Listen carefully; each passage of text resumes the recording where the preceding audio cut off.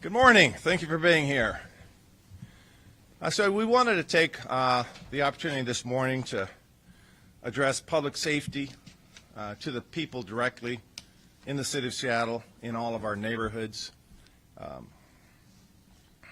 We want to be open and transparent about both the hand we're dealt and what we're doing about it. So the fact of the matter is we have seen an increase in violent crime.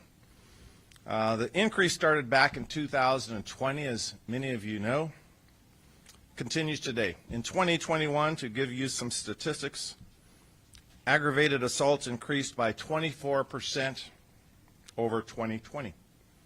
Shootings and shot-fired incidents increased 40% to an all-time high. Overall violent crime increased by 20%, reaching the highest level we've seen in 24 years. This elevated level of violent crime continues today. What are we doing about it? That's why we're here. I've directed Chief Diaz, and you'll hear from the chief momentarily. I've directed Chief Diaz to focus his efforts on those places in our city where crime is concentrated first, disrupting the lives of the people who live and work there. I've also directed Chief Diaz to focus on the relatively few individuals causing the most harm at these places, with a special focus on those using guns. This work is underway now. An excellent example of this has been happening in Little Saigon at 12th Avenue South and Jackson Street. For those that work and live around here, you know exactly what I'm talking about. Working with the community, including the restaurant and shop owners in Little Saigon, our police officers in the first 21 days of January made 23 felony arrests, 14 misdemeanor arrests. In addition, officers recovered stolen property on 24 occasions. They seized narcotics 10 separate times. They engaged in over 100 other interactions with shop owners. And again, this is within our first 21 days. These interactions included providing medical assistance. These are non-arrest interactions, many of them, referring people to social services, recommending others for a diversion program so they wouldn't face arrest, and giving dozens of warnings that if continued criminal behavior would continue, they would result in arrests. So these police efforts, combined with the work of the residents and workers, continue today in Little Saigon, and you'll continue to see the results that we will achieve. You'll also see these results in other neighborhoods. So I want to be very clear. In Seattle today, we will not tolerate violent crimes of targeting our most vulnerable people. And by that I'm describing our children, the elderly and disabled, immigrants, those experiencing homelessness. We will not tolerate organized retail theft, which has become rampant in Seattle, causing businesses to close and leave our city. It's as simple as that. We will not tolerate that. We will not tolerate crimes that signal a city is out of control or looking the other way.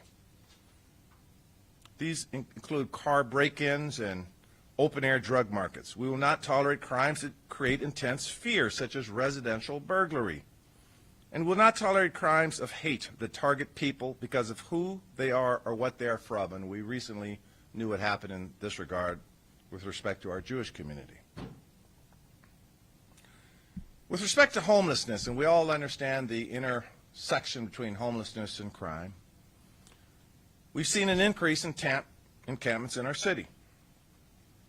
We will all soon see an increase in our efforts to bring unsheltered people inside and ensure that our parks and our sidewalks are open and safe for everyone to enjoy. And you'll hear later from Deputy Mayor Tiffany Washington on some of the efforts we've recently done, again within the last 30 days. Excuse me. Later this month in February, Dow Constantine, the King County Executive, and I will announce further efforts to house those living outside. And as these efforts are underway, we will not look the other way when people engage in disruptive behavior and committing crimes.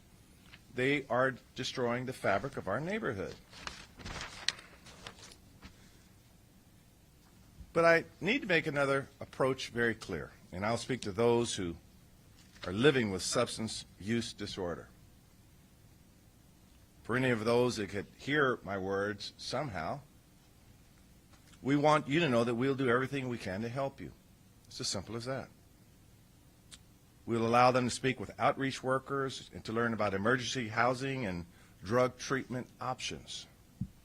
The city government will continue to spend tens of millions of dollars to provide you and others with shelter and care and services that are so desperately needed. We want and will help you.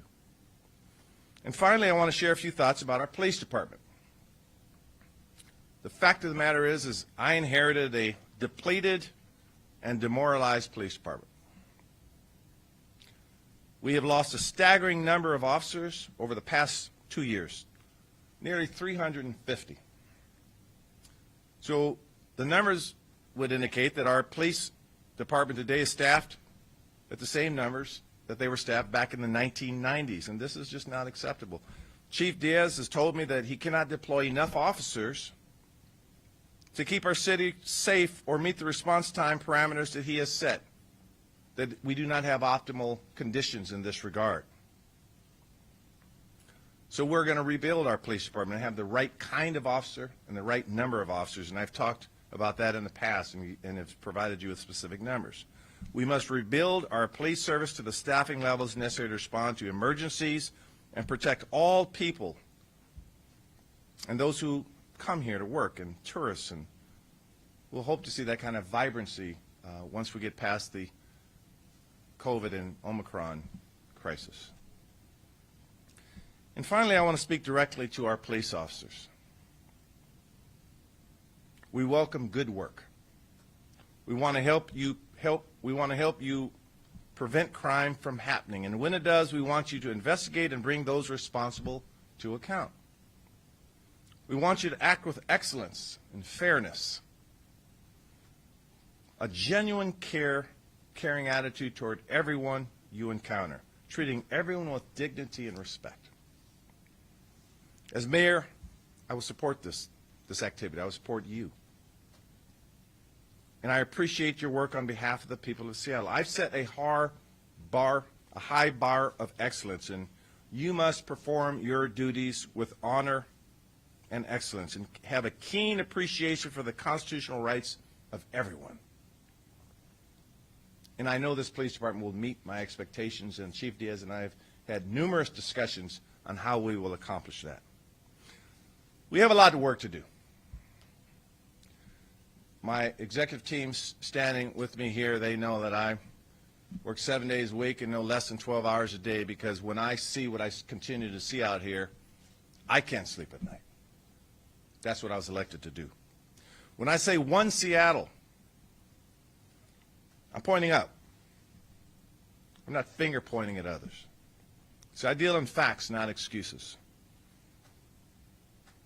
So as we move toward the stark challenges we face, we are committed to the solutions that will drive real change and better outcomes.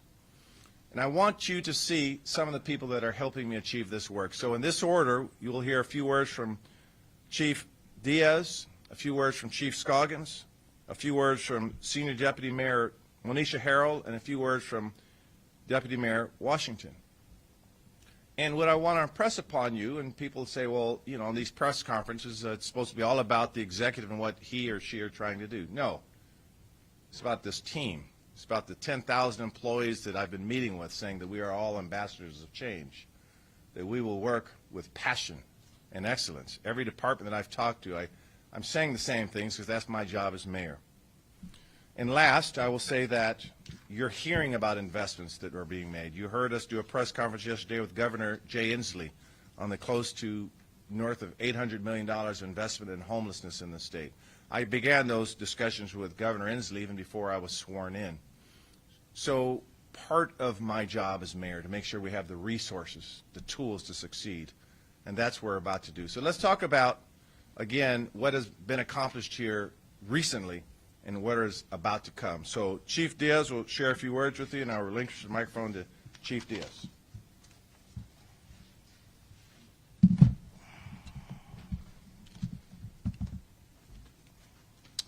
Good morning, And thanks to Mayor Bruce Harrell for bringing us all together this morning to discuss how we can address rising crime rates in the city of Seattle. You've read our 2021 report. You've seen our statistics. Overall crime last year in Seattle was up 10% over 2020. Violent crime increased by 20%, and much of that violence is gun-related. Nearly every month last year saw more shots fired incidences than the same month from the previous year. And homeless-related shootings and shots fired increased by 122% over 2021. We recovered over 3,200 shell casings, an increase over the year before. And 612 shots fired, that's almost 2 shots fired a day, with an average of 5 rounds being shot on each incident. It's not just a crime that's unacceptable, but who is being impacted. Disproportionately, 52% of all the shooting victims are black males between the ages of 18 to 25 years of age. Domestic violence and road rage shootings are up. I know this increase is disturbing to you, the people of Seattle. It disturbs me and the city of and the entire SBD, because we know we can do better. But we all need to be part of the solution. We need community's help in identifying those who prey on our community members. We need to ensure people have the right resources and access to services. And we need more police officers. I've been doing community walks, meeting with business owners and residents. I hear people's concern and what everyone is dealing with. Crime is going up. Our officers are working hard to address what the city is facing. Our officers are saving lives daily. They're applying tourniquets, chest seals, and a variety of other life-saving measures when we secure scenes of violence prior to fire being able to arrive in. We've continued to recover over 1,000 guns each year for the 5th straight year. We've recovered over 600,000 fentanyl pills in 2021. Our officers with limited resources are making arrests for burglaries, robberies, and homicides. Every day we recover guns, some used in multiple incidences. We're working around the clock. We work through the entire city, which is why we need our police officers. I'm committed to ensuring that we're driving down our 911 response times, that I'm committed to addressing our overall crime issues. I've stepped up our gun violence emphasis throughout the city, and we will continue to work with our community partners on preventing crime in our neighborhood. As the mayor mentioned, we have another set of hot spots that we're looking at, 12th and Jackson being one of them, where we're deploying our levels of resources throughout all of, not just our patrol resources, but our community response resources, our detectives, and others to actually address and drive down the crime. But we also must work with all of our city departments and be able to use the tools that they have as well on resources and being able to provide those that are living unsheltered the needs that that help them out to get off the streets. Thank you, everyone, and I appreciate your time. Thank you, Chief. We hear from Chief Scoggins from our fire department. Good morning, all. Harold Scoggins, Fire Chief. Mayor, thank you for inviting me this morning to share a little bit about the fire department and some of the challenges that we're facing out there. In 2021, the Seattle Fire Department ran over 94,000 calls for service, and that's pretty significant coming out of the pandemic year where we ran about 80,000 calls. But what's more important to note is about 12,600 of those calls were to the homeless population, to encampments, to RVs, to people living on the street, which is up significantly from where we were in 2020 and 2019. That becomes very important because when we respond to these encampments and other places, oftentimes these fires, they get into buildings, they connect to the brush on the freeways and different things like that. And to give you a perspective, in January, we ran about 5 fire responses a day to homeless encampments and about 33 medical responses a day to homeless encampments. That's pretty significant because of all the hazards that we face. Our Health One team has been deploying daily to try to do preventative measures to bring people out of homelessness, and they have been working around the clock, building relationships, and even with that work that continues to go on, these challenges are still in front of us and they're still very real. But our team is deploying each day to try to bring people out of homelessness. On the scenes of violence calls, in 2021, we ran over 400 scenes of violence calls, and that's up from just over 300 in 2020. That's how significant it is. We've had to change policy in the Seattle Fire Department on how we respond to these calls. And just this week, we sent out a new policy changing our deployment tactics. Now, when we go on any of these 400 calls, we are deploying our ballistic vests and our ballistic helmets, and we're actually staging 4 blocks out. That's a change. We left discretion up to our company officers on when we would deploy our ballistic gear, so that is a significant change for us that we've just deployed. And staying 4 blocks out. That's important. Oftentimes, we have ended up in places that were unsafe for our firefighters to be, where people have been assaulted, or there's stabbings, or there's shootings. So we're being very intentional in how we connect with Seattle Police Department before we enter these scenes. That becomes very important for the safety of our firefighters in order to do good work to serve the community. So those are just a couple of changes that we're doing with Health One and with our deployment tactics around scenes of violence. Thank you, Mayor. Thank you. We'll hear from Senior Deputy Mayor Harrell. Thank you. As you all know, public safety is a much broader topic than just police and fire. Public safety is all of the tools that we need in order for people in this city to actually feel safe, and that is going to also include mental health supports as well as supports for substance abuse for those who have gone through this very tough time. The one thing that should be very clear with this team is that we understand the holistic approach to what it is going to take to bring public safety to the city of Seattle.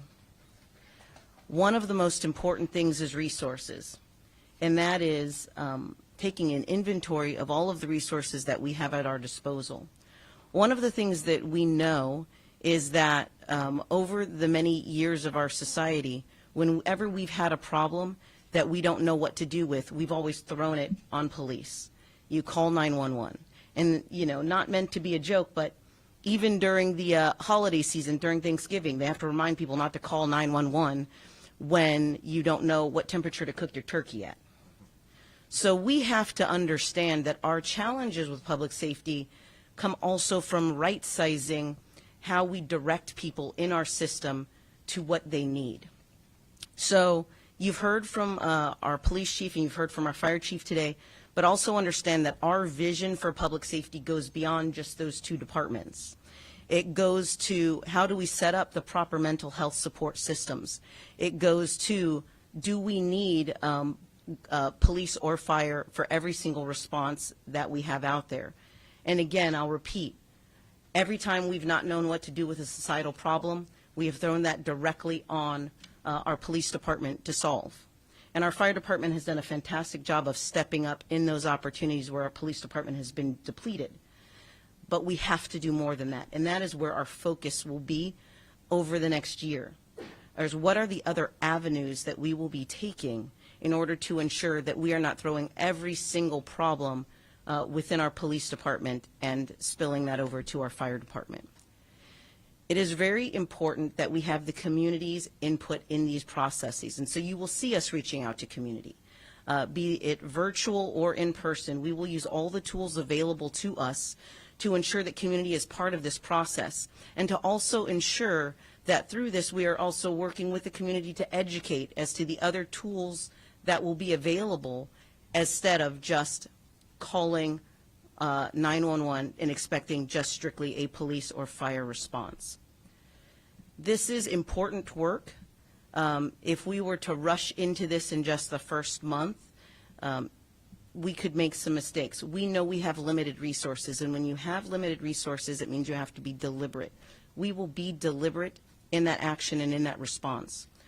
So we want you to know that we hear you, we understand the challenges, we know that it goes far beyond the resources we have available to us right now, but we will be working to expand those resources.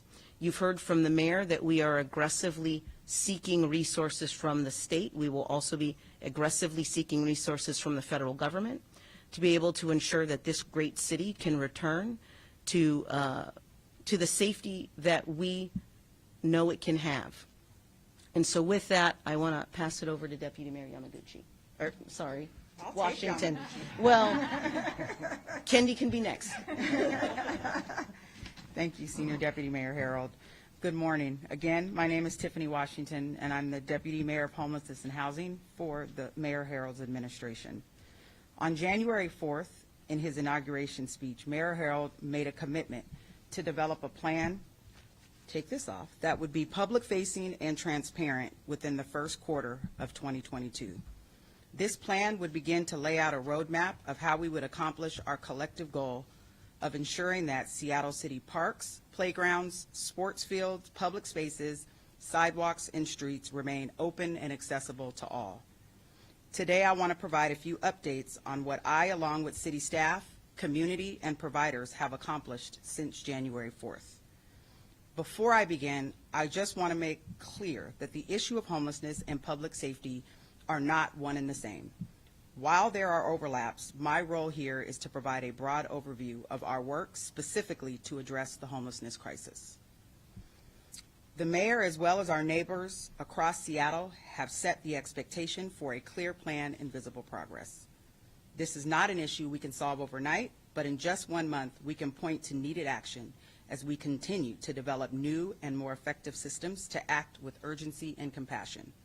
This work includes partnering with CEO Mark Dones to successfully shift nearly $113 million of city investments in homeless services over to the King County Regional Homelessness Authority, who is responsible for leading a unified and coordinated approach to addressing homelessness across Seattle and King County. We know to be successful requires a true regional response, and I have great faith in Mark's ability to lead impactful change that is guided by executive leadership provided by Mayor Harrell and other members of the governing committee, and the voices of people with lived experience. We are in the process of realigning existing internal city resources to increase system effectiveness. This means we can and are more efficiently deploying resources and improving our customer service and feedback loop.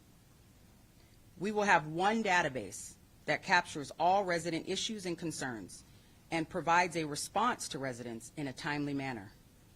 This will include development of a public-facing dashboard to display key and accessible metrics about our work, helping clearly demonstrate our plan and our progress.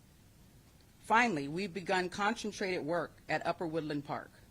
A team of people meet every week to discuss how to meet the needs of both the housed and unhoused residents in that neighborhood.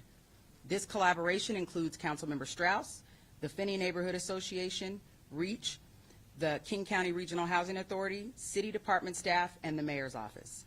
This partnership is an example of what the Mayor means when he speaks of One Seattle and the powerful work we can do together. I would like to close by repeating what I believe to be a very powerful statement from Mayor Harrell and exemplifies the spirit in which we do this work. In One Seattle, we do not allow people to suffer on our streets and sidewalks. We will be intolerant not of the people who are unhoused, but of the conditions that cause them to be unhoused.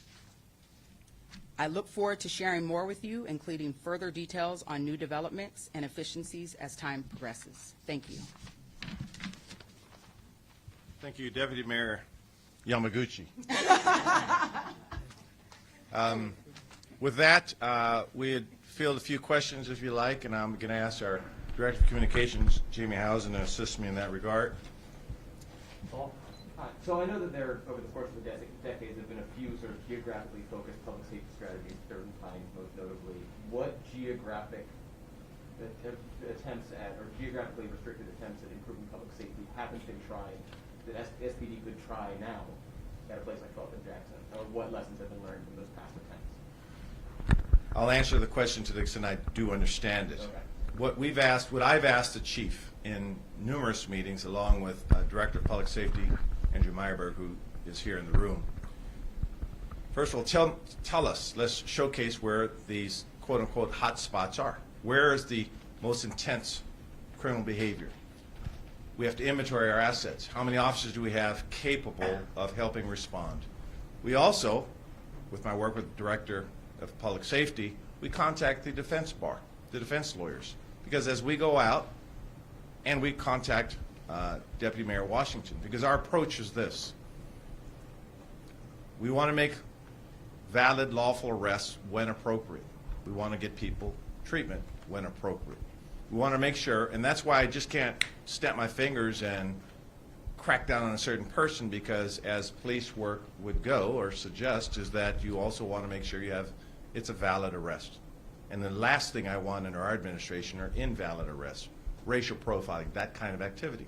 So what we're doing, again, within the last couple of weeks, in addition to the work we're doing with sound transit and climate change and some of our transportation issues, and I can go on some other issues, and filling our cabinet with the right leaders. In addition to all of that, we're asking the chief again, and you're going to hear some more rollouts here in this month and the next month about how we're going about that. So the first part, again, there's not a button to be pushed in the city of Seattle. People have to understand that. We are building systems right now. We're building a multifaceted interdepartmental systems to look at the whole gamut of public safety. As Deputy Mayor Bruce Harrell suggested, it's just not a 911 call that works. That is an ineffective strategy, just calling 911. So you'll hear more, you will see more of the plan here, particularly on the homelessness side and the public safety side. But again, it begins with analysis that the police department are providing for us on how to approach this, and it's a multifaceted approach with many departments. Amari? Yeah, I had a question for Chief Diaz and for you, the Mayor. When you talk about gun violence disruption, King County has put an investment in specific programs targeting and disruption and around big data, around response to hospitals and things like that. The last administration also put a $2 million investment into that. How closely is Seattle Police Department working with King County in collaboration to address, work with those programs? And the second thing is that Mayor Durkin, before she left, made an outreach to victims and specifically the mothers of victims and trying to build a bridge there. I'm interested to know what your administration is doing as far as outreaching to victims in our community. Yeah. Great question with respect to gun violence in particular. So let me react to that. The first thing we did is we looked at the work that the county are doing, and one of the chief leaders in that work was Mr. Derek Wheeler-Smith. He's in that space. He was one of the leaders of the county. So we recruited him. He now works for the city of Seattle. That's the first thing we did. And through that, in our hiring of Davita Briscoe, who is our gun prevention community liaison, working with community organizations, we made sure that there's a exchange between those two to go out and help communities dealing with against, I know the great work your mother does, and some other organizations out there. So right now, and with, I should also mention that Gerald Hankerson, a current NAACP leader, is also doing this work. Right now they are meeting with communities, victims, mothers who are traumatized by the violence, and our expert, our liaison person, Davita, is a grieving mother as well who lost a son to violence. That they are working now as we speak with communities, making sure that our investment strategy this year and the years to come is the right strategy, and we're dealing with the right organization. So we have that work underway with those individuals that I met. With respect to actively working with the county, I can't speak to that. I have not personally been in those meetings, but I know there's some of these discussions are occurring with Mr. Wheeler-Smith and Davita. Chief, did you have anything to add on that one? I can talk to you a little bit of that. So we have been meeting with the county on a routine basis to look at best practices. We've brought in Cities United and a variety of different other partners. And some of this group that Cities United actually started during President Obama's administration.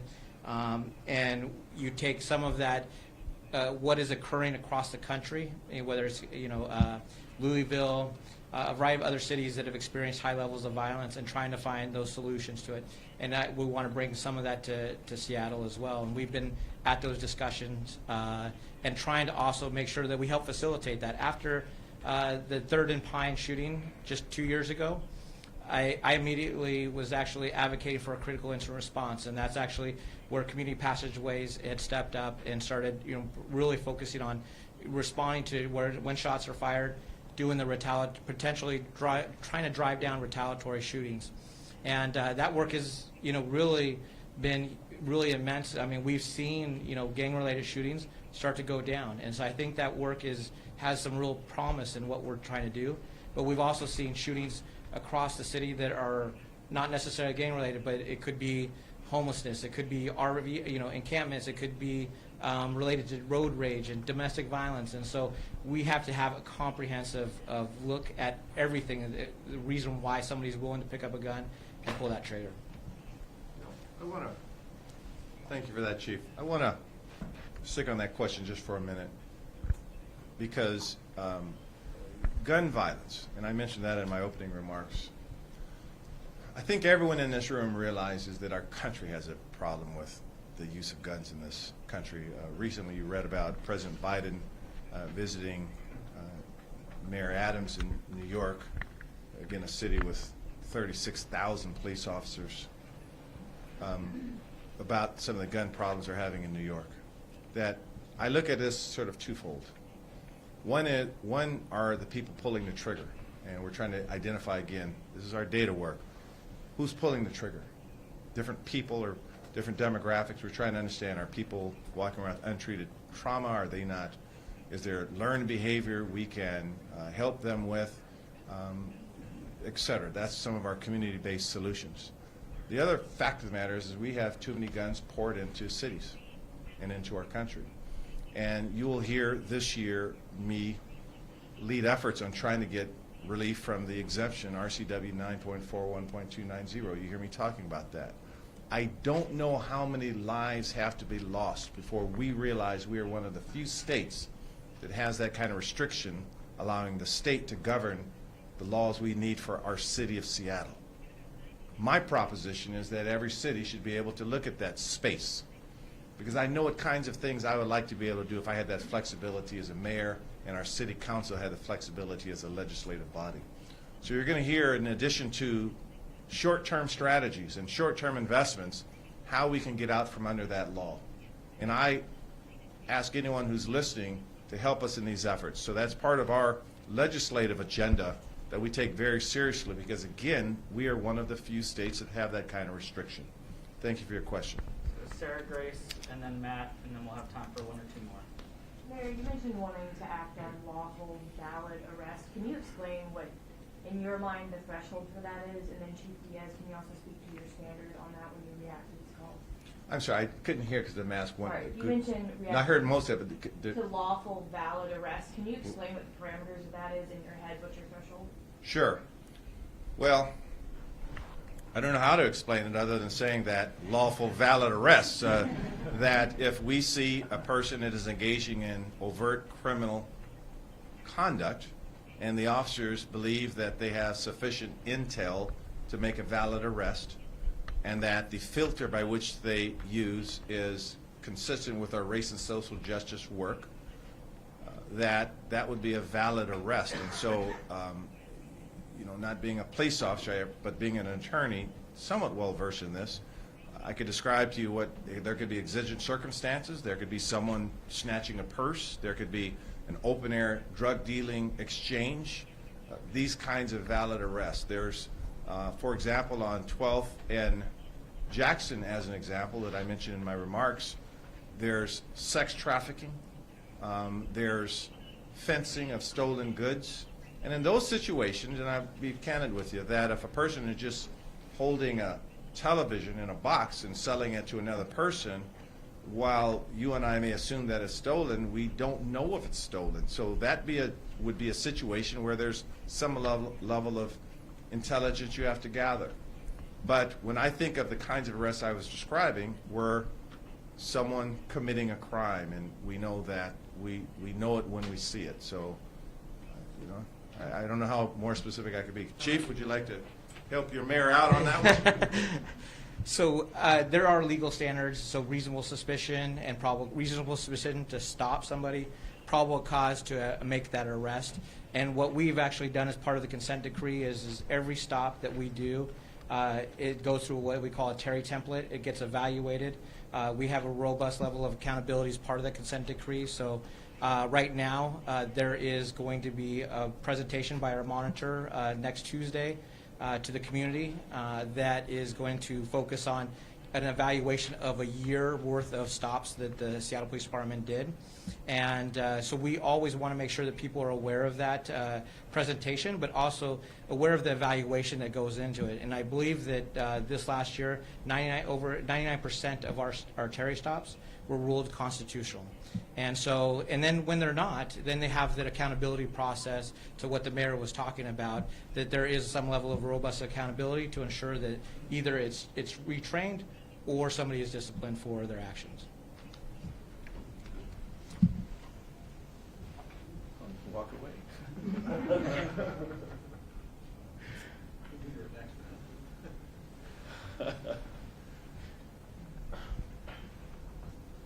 So, Mayor, I feel this is like a broken record question because you talk about arresting people, but again, a lot of arrests in the city of Seattle are misdemeanors like car thefts, shoplifting, crimes that people have been complaining about for years, and those people aren't even being booked into the county jail and they're back on the street repeating crimes. Doesn't it seem like there's a gap here in your plan on the back end to keep people detained so they won't reoffend? No, not in our plan. Not in our plan. Or shouldn't you be working with the justice to keep them off the streets? So what I will do is stay in my space. My space right now will be to make sure that any arrests that are made are lawful and consistent with the lens by which I've said it. The city attorney and the King County prosecuting attorney, their job is to prosecute. The judges, their job are to sentence. That's their lane. So you will hear my request that number one, and you're talking to someone who's actually defended people and talked about sentencing, you'll hear that I suggest that they have valid, just, fair sentencing. As simple as that. I have to protect the city. I understand that. But I also have to stay in my lane and work with the other elected people. And remember, those are all elected positions. And so to the extent the public wants them to do a certain way, they should do that. Make their voices known on the sentencing or the prosecutorial piece. Our space should make sure the arrests, should they be made, are valid arrests. And I just wanted to say something. The reason I walked away from the microphone is to Omari's question is, he talked about grieving mothers. And I wanted to acknowledge the fact that we have a grieving mother, a son that was lost to gun violence, and Miss Sinclair, who we have a family connection, I would say, grew up with her mother. So, Omar, to your point, again, that question sort of resonated with me because that's why we're trying to do the work we're trying to do. We have grieving mothers that we have to recognize who's lost their children to gun violence. But anyway, that's my response, man. Can I get a follow-up with Tiffany? There's only time for one more question, so you got to give it to somebody else. Justin? Can you talk more specifically about where these hot spots will be, how they were prioritized, and how they're any different than some of the emphasis areas that were in effect, like when you were on the city council? Sure. Well, if you want to know where, just read the blogs. The public knows where they are. Most people know where they are. The police department knows where they are. So I don't want to start calling out intersection, calling out streets. We know right now Seattle is hurting for action.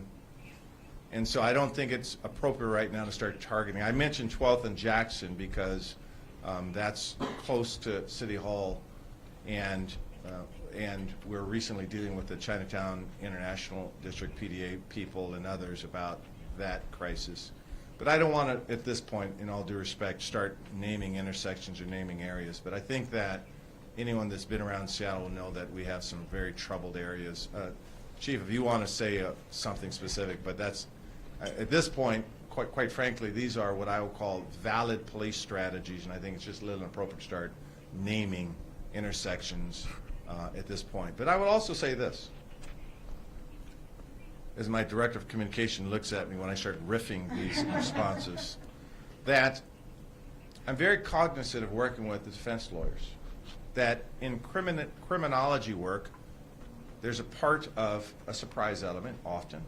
There's often a part where you are resetting community norms. Director of Strategic Initiatives, Tim Burgess, gave me a book many years ago that I read, It was when brute force fails, and in that strategy, it talks about you announce what you're trying to do. You even let the criminals know. You let the defense bar know. You let the city know we're cleaning up certain areas. And so we're going to employ some of the tactics in that book that we think make a lot of sense, and other types of readings that I've read on how to reset community norms. That's what we're trying to do. And the norms we want are safety. So. Can I ask Deputy Mayor Washington a question about homelessness? We haven't addressed that at all. She spoke to it. I know, Tiffany, I think you have time after this, so, yes, but. So Mayor, you gotta move on. Erica and Deputy Mayor could connect off Well, record. if anybody can Yeah. stay longer, that doesn't have a time constraint, we'd appreciate it. Okay, so let me just say this in closing, that another part of my inauguration is to be accessible to you. So I hope to be accessible. We're working out our cadence now. But the fact of the matter is that in 1 month, we've been working feverishly. And I don't think anyone is more upset at some of the conditions we see. Perhaps they are. I know how I feel as mayor of this city. That when I see crime, when I see people still living unhoused, I have a sense of urgency. We're not sitting around here, my executive team, we know how hard we are working. We want the people to see tangible change, and they expect it and they want it and they demand it. So we're working on it. We're working on it feverishly, and I hope you'll see more of what we're doing here in the weeks and months to come. So thank you very much for attending the conference this morning.